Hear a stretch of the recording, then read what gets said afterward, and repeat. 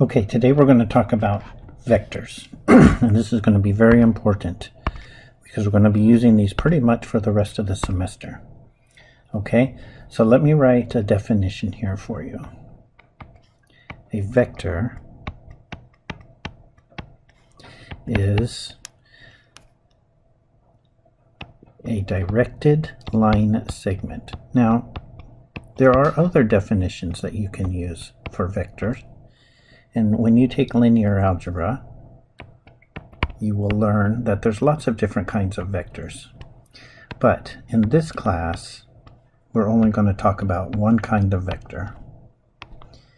And this is our definition, a directed line segment. So you see that red arrow there? That's a picture of a vector.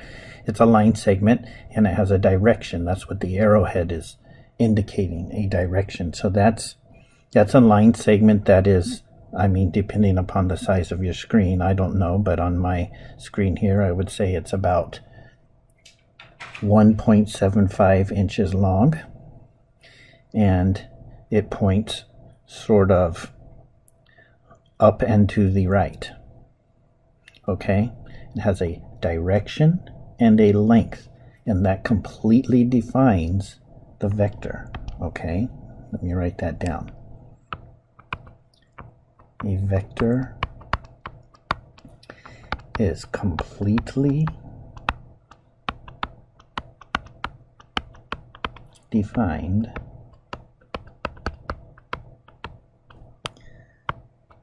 by two things. Or actually, if you want to be more fancy, let's say two parameters. Okay, and that is length. There's a couple of other words that are sometimes used there. Sometimes we'll say, or instead of length, we can say magnitude.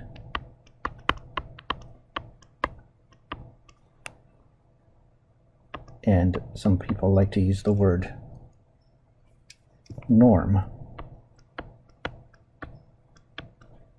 Okay. The second thing that defines a vector is its direction.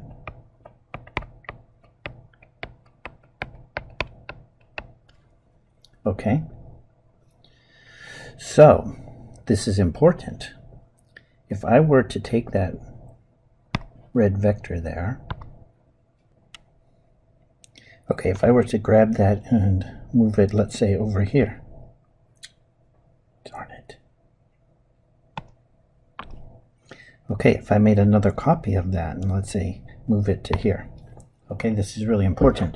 Those two red arrows, those are the same vector. That's not two different vectors. It's the same vector written twice because those two red arrows have the same magnitude and the same direction. And those are the only two things that determine a vector, is its magnitude and its direction, not its location. That's very important for you to understand. So those two red arrows are the same vector as each other, written or drawn in two different locations. Okay, but the same vector. Now, let's talk about how you would name these things. One way you can name a vector is by looking at the point where it starts. That's called the initial point. And the point where it stops, that's called the terminal point.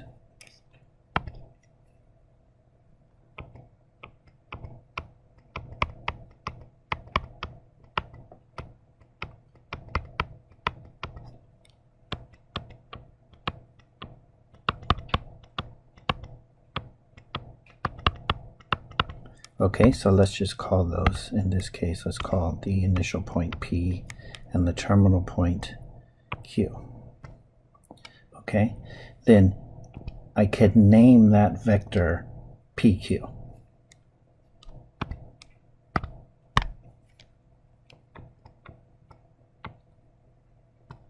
I would always write the initial point first and the terminal point second. And for a vector, we're always going to write an arrow over them like that to indicate that it's a vector we're talking about.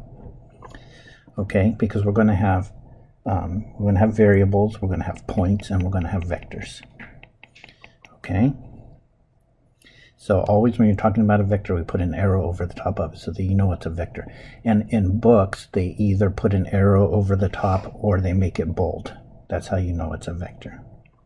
Okay, now remember I said that other vector is the same one, right? So would it be correct to call this PQ? Well, that's a bit of a tricky question. You see, the terminal point is not P, and the initial point is not P, and the terminal point is not Q, because it's in a different location. And that's why I think it's a bit better. I prefer not to use this strategy of naming the vectors by their initial and terminal points. Sometimes it's helpful, but I prefer usually not to. What I prefer to do, and this is what most people do, we just give it a one-letter name, like let's call that vector V. Okay? Then this is also vector V. But a lot of times you will see a second name like vector U, and that's totally fine. But we just so happens that in this case, vector V is the same as vector U, because location of vectors doesn't matter, only magnitude and direction. Okay? So that's two ways to name a vector, either by its initial and terminal point, or by just giving it a one-letter name. Usually we use lowercase letters for that naming strategy. Okay, now that does not, the name itself does not tell you very much about the vector. If I just said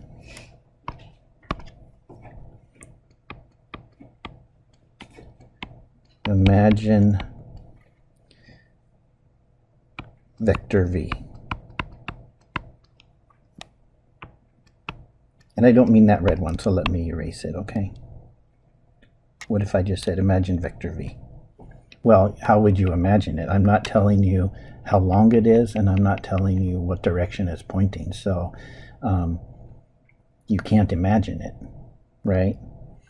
So how do we write down some information about the vector that would allow you to know, oh, vector V, he wants me to imagine the vector that's this long and pointing in this direction.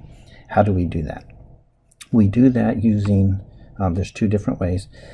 The first way is to use what are called components.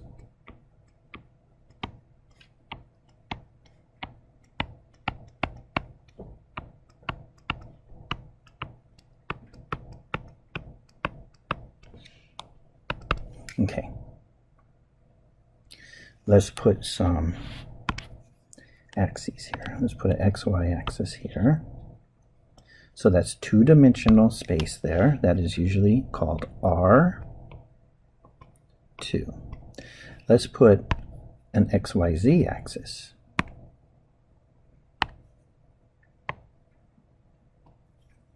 That's three-dimensional space. That's called R3.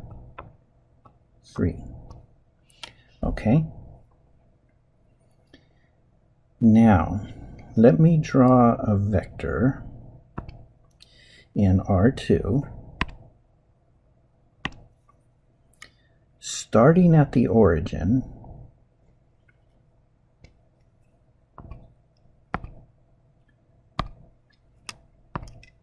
whoops, I want to keep that red. Okay, so starting at the origin, so its initial point is 0, 0.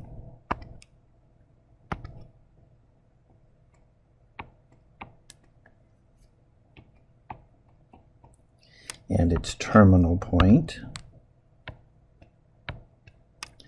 let's just call AB.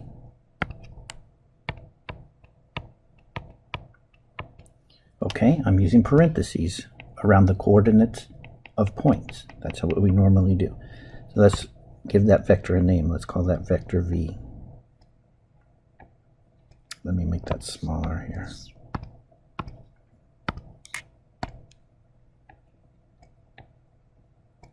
Okay, now I can write V like this. A comma B with these brackets like this around it. Okay, do you see what's going on here? This is a point with an x coordinate of A and a y coordinate of B. This is a vector that points from the origin to the point AB. Okay? For a point, the numbers A and B are called coordinates. You already know that. There's an x coordinate and a y coordinate. For a vector, the numbers A and B are called components.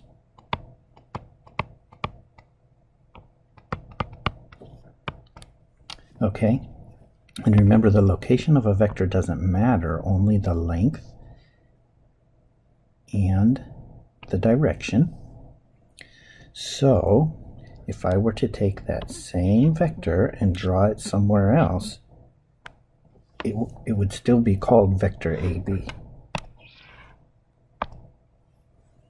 Okay, if I put that vector down there, that copy, that's still the same vector, AB. I mean, if you want to give it a different name, you could. We can call it U. But the components are still AB, even though AB is not the terminal point, but also the origin is not the initial point. That vector still has components AB, because if I were to move it so that it starts at the origin, then it will stop at the point AB. Okay, and also let's point this out too. A is that length right there, and B is that length right there. Okay, just like up here. That's A, that's B. Okay? Now in 3 dimensions, it's the same basic idea. It's harder to draw, that's all. But if you draw a vector from the origin to the point, let's say ABC,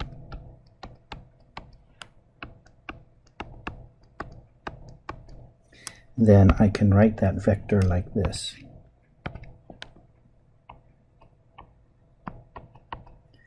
Bracket A, comma B, comma C.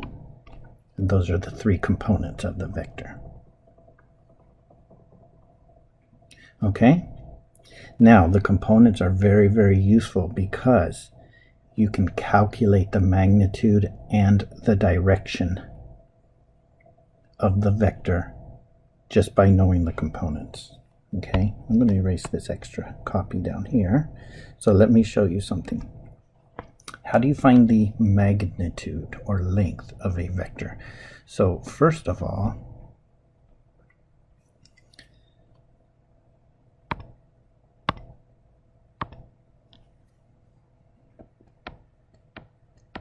let me tell you the symbol for the magnitude. Okay, so if you put double absolute value symbols around the name of a vector, that means the magnitude of that vector.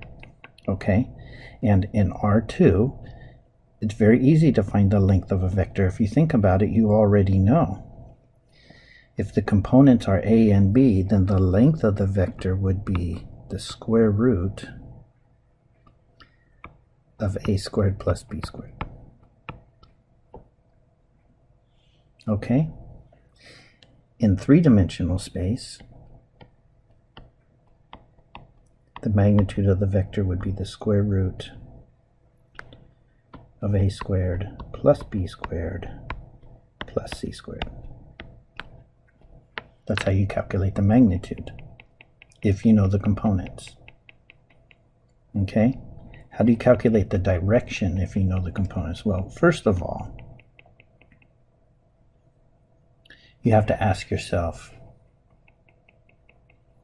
how are you going to measure the direction? From where? You know what I mean? So in 2 dimensions, it's pretty simple. What we normally do in 2 dimensions is we measure the direction relative to the positive x-axis. So what I mean in this case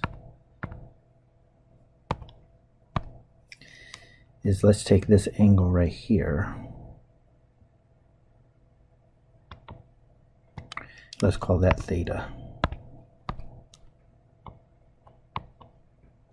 Okay, so knowing the components a and b, you can figure out the angle theta just using trigonometry. Okay, because think about it. I could say two things that are both useful. I could say that the cosine of theta is a divided by the magnitude of v. That's true, right?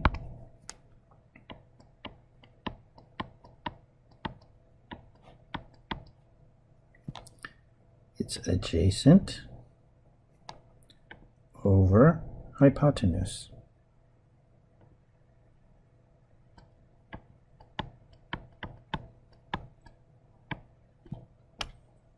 Okay.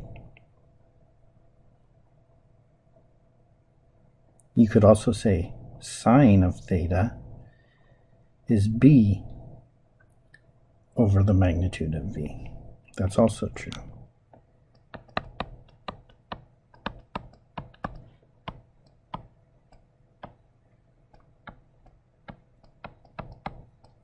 With a couple of caveats that I have to say. Technically, a or b could be negative, right? So technically, that would have to be absolute value. And also, you remember from Calc 2 how inverse sine and inverse cosine work, right? You do have to worry about the quadrant that they are in. You have to do that manually. Okay? Now, in 3 dimensions, it's a little bit more complicated. And I think what we'll do is wait until we need it. But I'm just going to give you a preview. Okay, what you do is you draw a shadow of the vector onto the xy plane.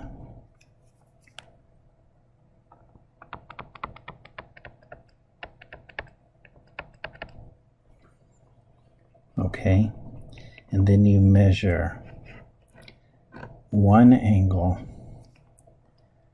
from the positive x-axis to that shadow. And I'm not even going to name that angle right now because I don't want it to confuse you, so we're not going to do it right now.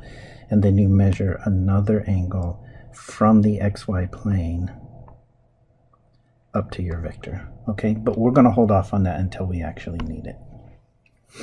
For right now, the important thing is that we're going to use today is we're going to calculate some magnitudes, and so you definitely need to know that, okay? Okay. So let's answer these 2 questions here.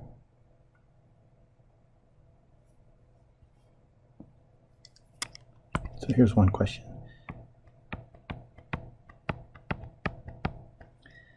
Sketch vector v, which is the vector with components 2, -1, starting at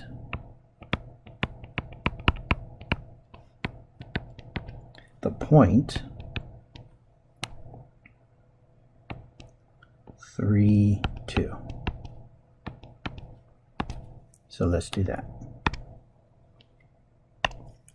Now we're in 2 dimensions because I wrote 2 coordinates. So there we go, there. Okay.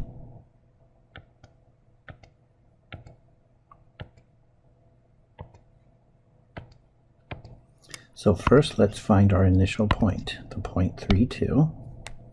Okay, so that's right there.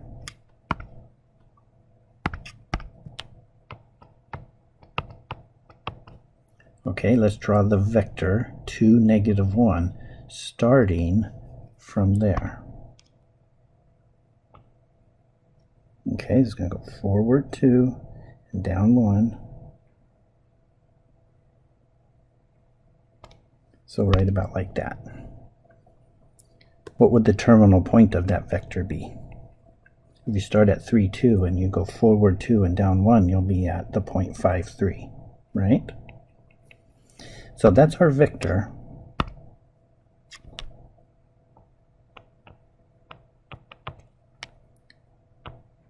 (2, -1), drawn in the location where it is starting from the point 3, 2.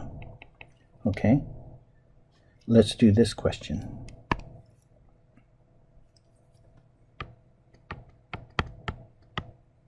Find the vector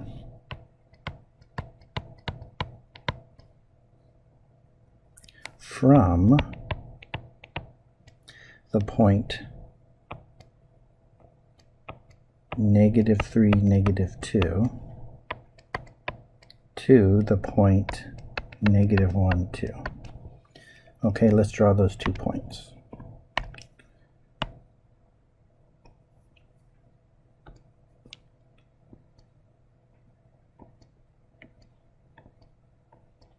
So we got 1 point here.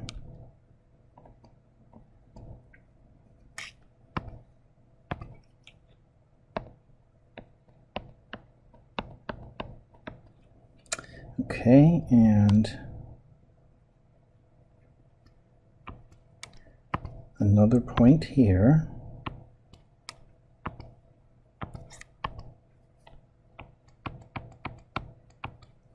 And they say the vector is going from here to here.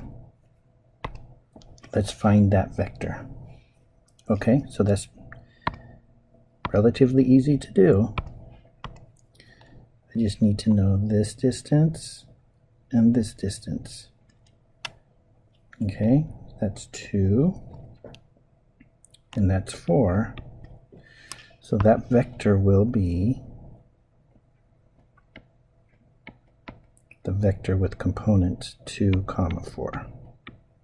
Pretty straightforward. Okay. Now, what sort of arithmetic or algebra can you do with vectors? Okay, you can definitely add and subtract vectors to or from each other. Okay, let's write this down.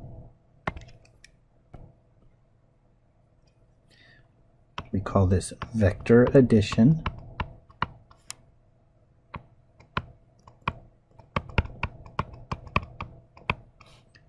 Or vector subtraction.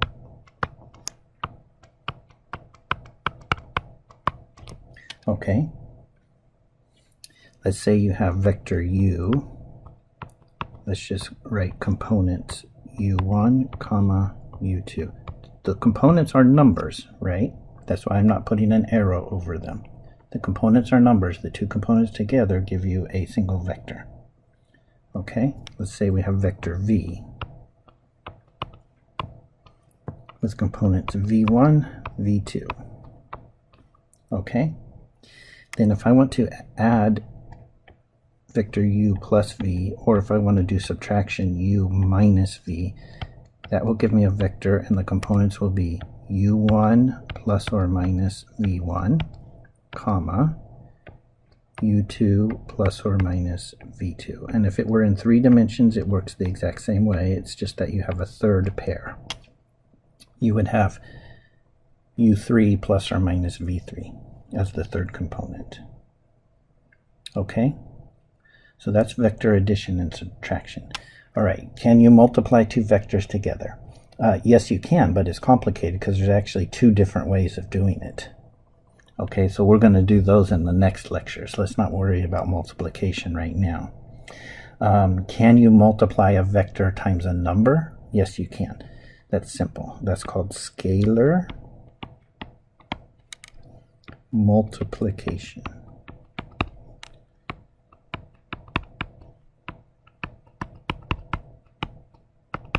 Okay. So in this case, let's say we have a vector v. Let's just call that v1 comma v2. Okay, and a number c.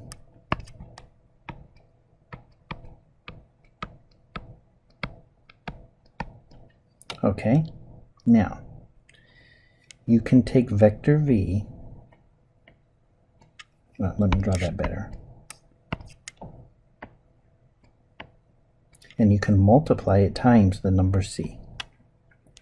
Okay, and what you would get is a new vector, and its components would be v1 times c, comma, v2 times c.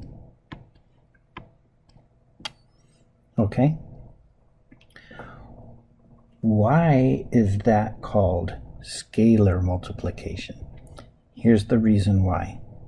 Because it scales the vector by a factor of c. Watch. Let me show you something. Let's find the length of this new vector. So the length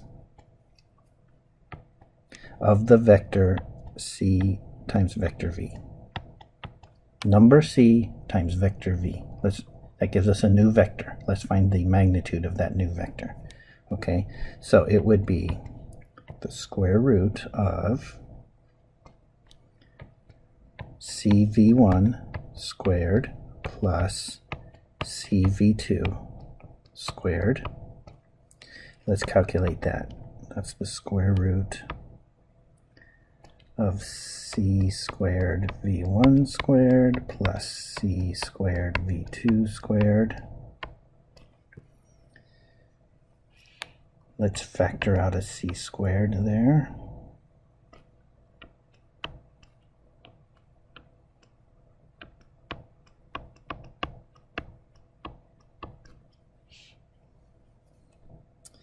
And let's take that c2 out. What are we going to get out of the square root? You will get the absolute value of c.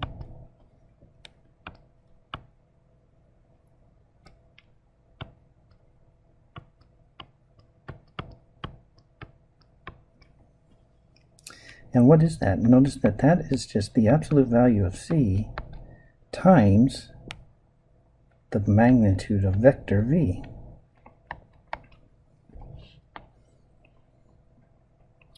So the magnitude of this vector is equal to the magnitude of the original vector scaled by a factor of the absolute value of c. And that's why this is called scalar multiplication. And also for that same reason, we call numbers scalars. Okay? So we'll use that word a lot, scalar. And you need to know that scalar just means number. Okay?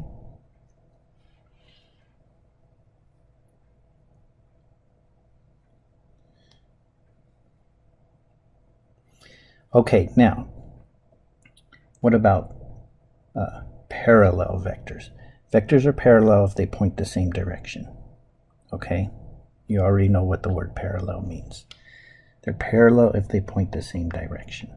Okay, now, Here's something that's not as obvious, but this is important. Two vectors are parallel if, so let's think about this. They're parallel if they point the same direction, right? Vectors have two parameters, magnitude and direction.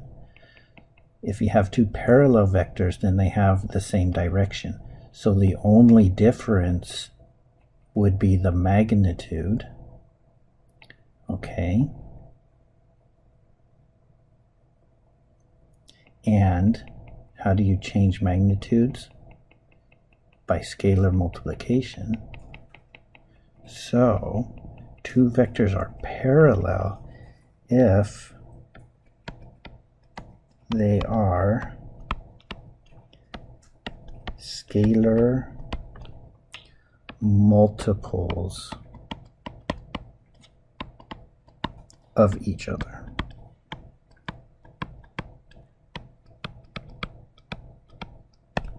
Okay, and I want to correct something there that I realize might be a little bit confusing. I said they're parallel if they point the same direction. I should clarify that. Or opposite directions, 180 degrees opposite. Okay, so the same direction or 180 degrees opposite. But that sentence that I wrote there is true no matter what. Two vectors are parallel if they are scalar multiples of each other. If I could turn one vector into another vector by simply multiplying by a number, take the first vector, multiply it by a number, it gives you the second vector. That means those two vectors are parallel. They either point the same direction or 180 degrees opposite from each other. Okay? All right, a couple more quick things here. Okay, there's something called the zero vector.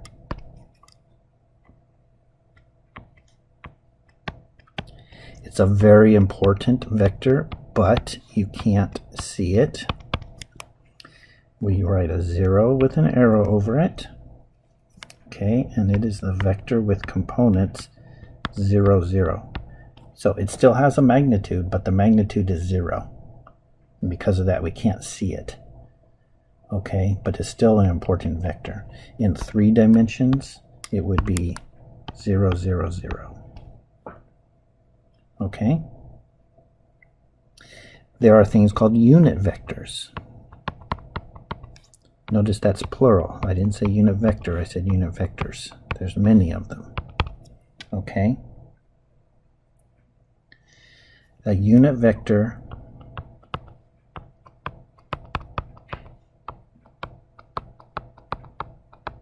is any vector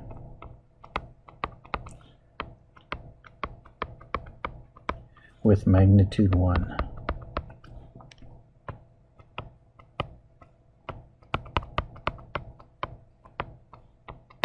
Okay, so in other words, if the magnitude of V equals 1, then V is called a unit vector. Okay? Now, what we often like to do is to scale a vector down or up into a unit vector. Okay, why would you want to do that? Vectors have two things. They have magnitude and they have direction. Sometimes the only important thing to us is the direction. Maybe I don't care about the magnitude, I only care about the direction. Okay? So in other words, I can make the vector any magnitude I want, I only care about the direction. Well, what's the easiest number to work with? Other than 0, because I don't want the vector to disappear. So what's the easiest number to work with other than 0 is 1. So if I want to deal with vectors and the magnitude doesn't matter to me, only the direction, then my arithmetic will be easiest if I make my vector 1 unit long. So sometimes you want to do that. You want to rescale a vector to be 1 unit long. Okay, so let me show you how you can do that.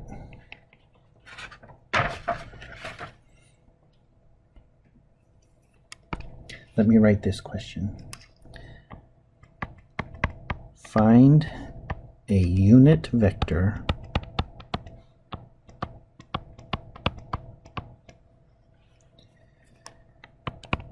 in the same direction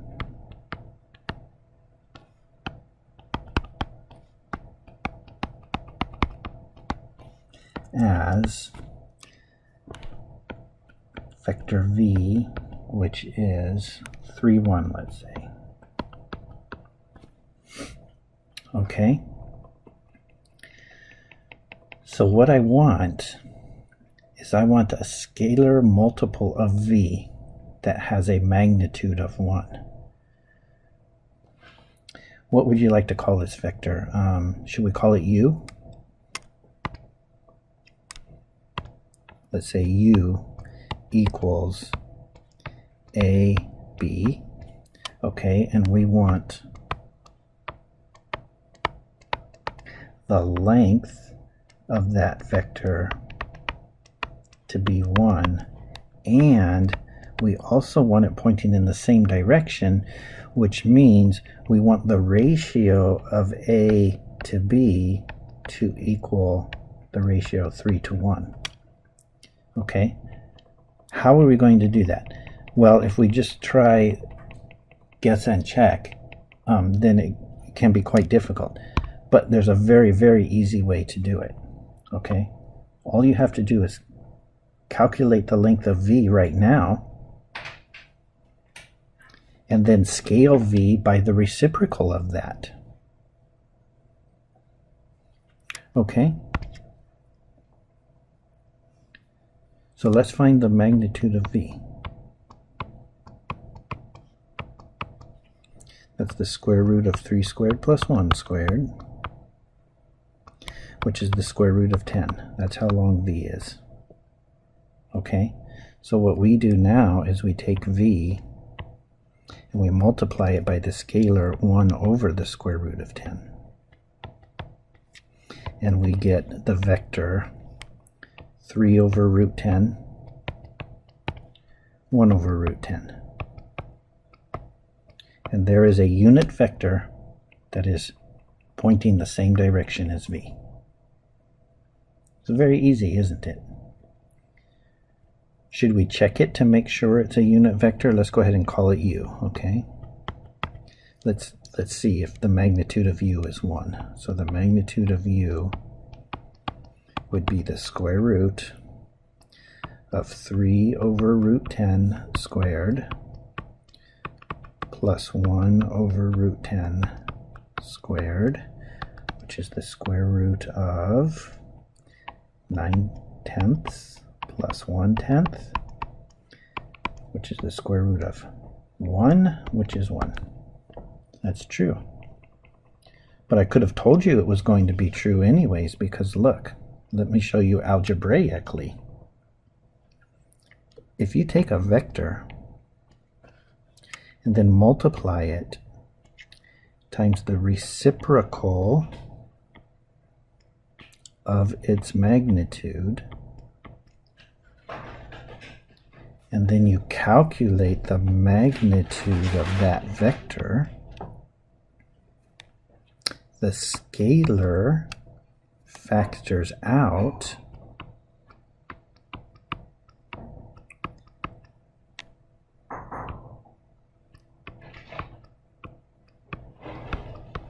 and you get 1. Okay? Let's do a similar question in 3 dimensions.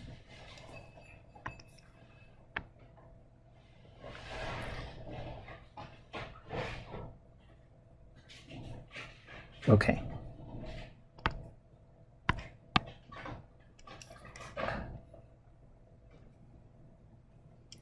This time let's say find a unit vector in the same direction as the vector 1, 2, 2. Okay, so same idea. Let's find the magnitude of that vector. It's going to be the square root of 1 squared plus 2 squared plus 2 squared, which is the square root of 1 plus 4 plus 4, which is the square root of 9, which is 3. You probably don't have to write down that much. You probably could have saw from as soon as you wrote down the square root of 1 squared plus 2 squared plus 2 squared, you could calculate that that's going to be 3. Okay, so what we do is we take our vector is going to be vector v times the reciprocal of its own magnitude, and we're going to get the vector 1/3, 2/3, 2/3. There we go. Okay.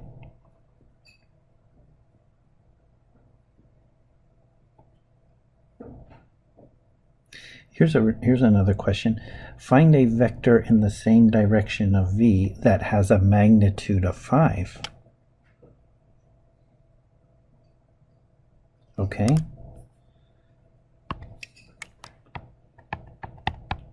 Find a vector in the same direction as v, comma, but with a magnitude of 5. Okay. There's an easy way to do that and a way that's not so easy. I'm going to tell you the easy way. Okay? The easy way is to first do the unit vector and then multiply the unit vector times 5.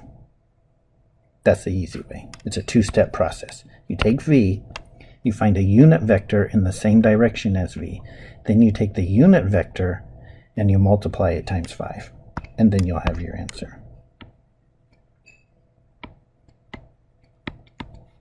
So our answer will be 5/3, comma, 10/3, comma, 10/3. Very easy. Okay? What if I said, instead of the same direction, what if I said opposite direction?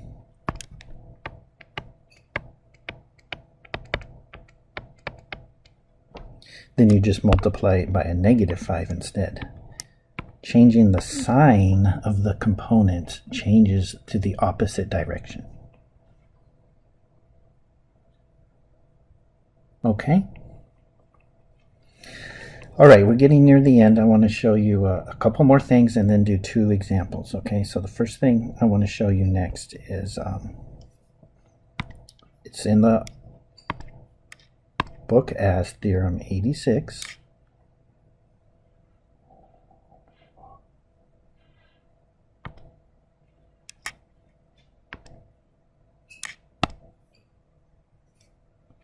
Where did it show up? There it is. Let's just drag that down to some empty area and make it bigger for you to see. Okay, these are just some simple properties. Let's just go over. Okay, vector addition you learned how to do, and I just want you to know that that's commutative. You can add 2 vectors in either order. You'll get the same answer. Okay, it is also associative. If you have 3 vectors that you want to add together, it doesn't matter which 2 you do first. Okay, these are all pretty straightforward. I'm not really talking about them because they're just common sense. If you just think about them, you'll think about how vector addition works, and you'll instantly know that these are true. Okay. If you add a 0 vector to a vector, it will not change the vector that you have. Okay, so those are all about vector addition. Now, scalar multiplication. If you're going to multiply a vector times two scalars, it doesn't matter if you multiply by one scalar and then the other, or if you multiply by the product of the two scalars. You get the same answer either way. We have this distributive property, a scalar distributed over vector addition, and we have this distributive property, a vector distributed over scalar addition.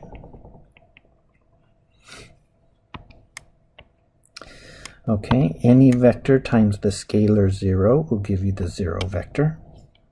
That's pretty straightforward. If you just write it down and try it, you'll see.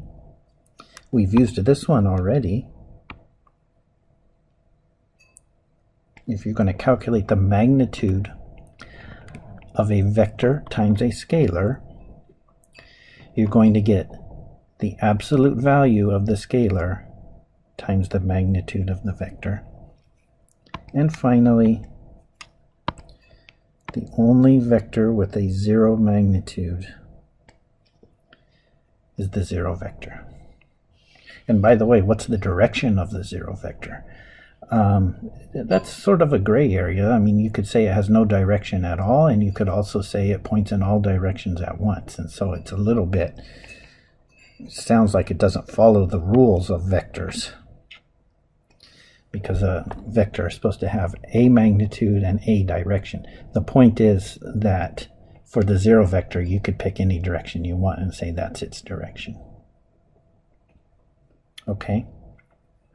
All right, now, you may have seen this before, especially if you've taken a physics class. There are things called standard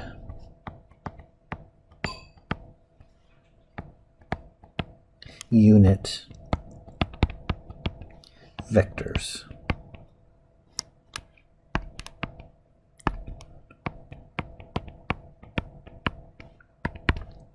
Okay, in R2, there's two of them.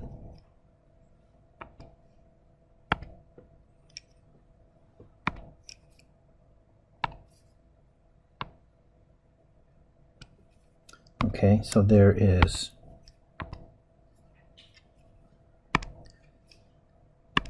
the unit vector that lies along the positive x-axis starting at the origin. Okay, we call that vector I. Some books do it differently. Some books, especially physics books, would write that, but we're going to stick with our book and put an arrow over it because it is a vector. Okay, and that's the vector 1, 0. Okay, and then you have the unit vector starting at the origin and lying along the positive y-axis. We're going to call that vector J. That's the vector 0, 1. Okay, now if you have vector V, and that's the vector with components A, B, okay, that's the same thing as saying A0 plus 0b, which is the same thing as saying scalar A times vector I plus scalar B times vector J. Okay, so this is writing vector V using components, and this is writing the same vector using the standard unit vectors. And you choose which one you prefer to do. You need to be able to work with both. Okay. In 3 dimensions, it's a very similar situation. Let's just write it down in R3.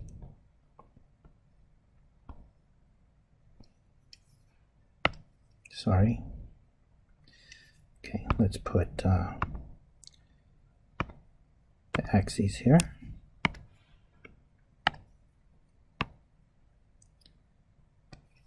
So we will still have vector I will be a unit vector along the positive x-axis. I didn't mean to just draw a line freehand there.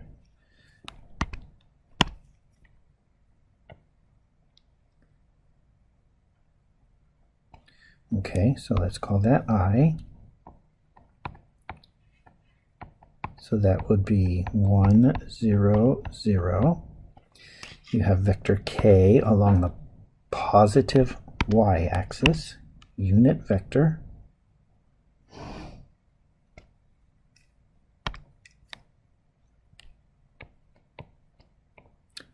Sorry, not k. J comes before k in the alphabet. We call that vector j. 0, 1, 0. Okay, and then you have the unit vector along the positive j-axis. We call that vector k.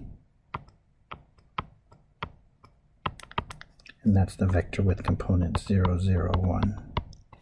Okay, now if you have a vector v, which is a, b, c, that's the same thing as writing a, 0, 0 plus 0b, 0 plus 0, 0, c, which is the same thing as a times 1, 0, 0 plus b times 0, 1, 0 plus c times 0, 0, 1, or a times I plus b times j plus c times k. It's the same vector. This is writing it in component form, and this is writing it in terms of the standard unit vectors. You need to be able to do each one, and when you're writing something down, you can write it either way. It's up to you. But you need to be able to handle both, no matter which one's given to you. Okay, one last thing. I almost forgot about this. What does it look like when you add two vectors together? That's a very good question. What if this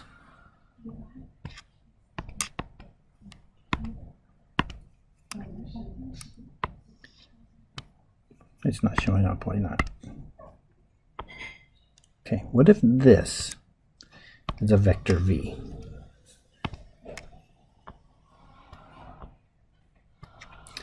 And let's say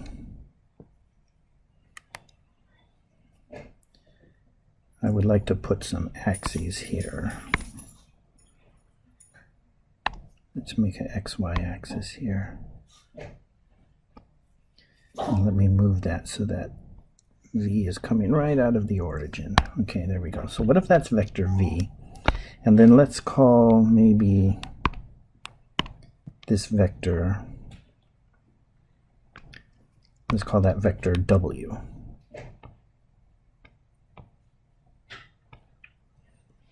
Okay, and I'm not going to bother writing the components down. This is purely a visual exercise. What would the vector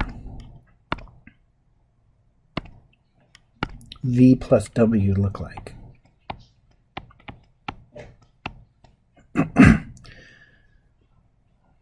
Okay, so there's two ways of doing this. You can take vector w and slide it up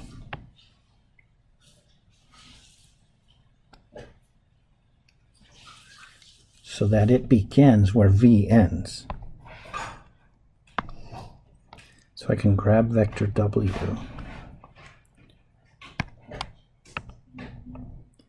and move it up to here. And then I can connect the beginning of V to the end of W.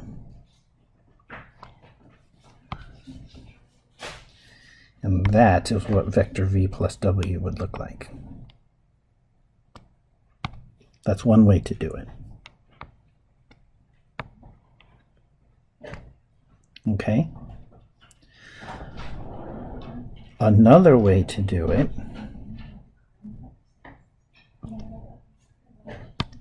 because it doesn't matter what order you add them together in. Another way to do it is I could have taken vector V. I don't know why that went back.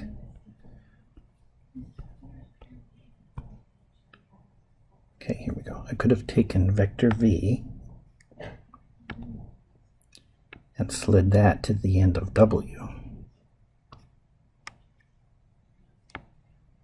Technically, that's doing W plus V, but W plus V would be the same vector as V plus W, and so this is fine.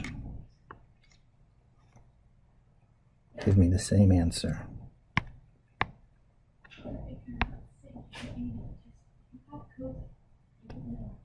Okay.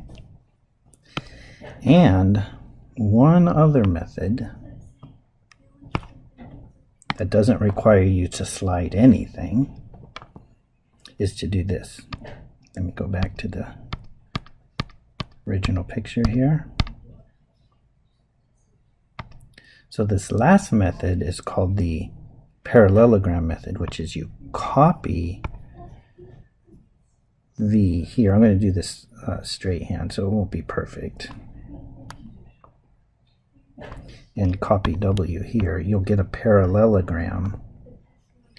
And then V plus W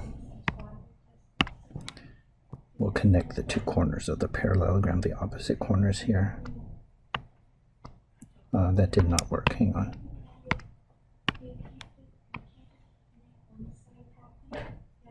I don't know why that disappeared. My computer's not acting very well right now, but I think you get the idea, right? Okay.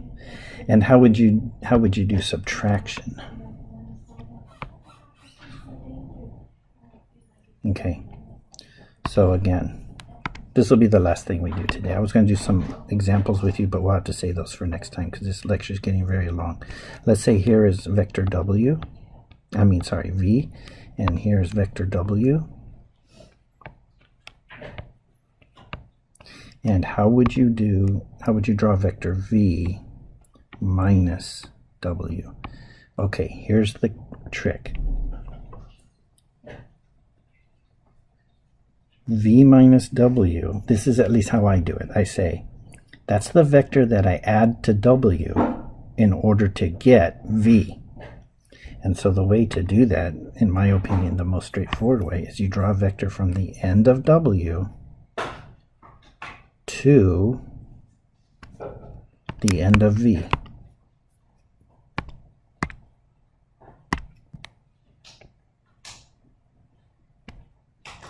That's the vector that you add to W to get V, and so that would be the vector V minus W. Okay, that's a lot of time. I don't think this was a lot of information, and I don't think it was difficult at all, but it was a lot of time. Let's see here, we're over an hour.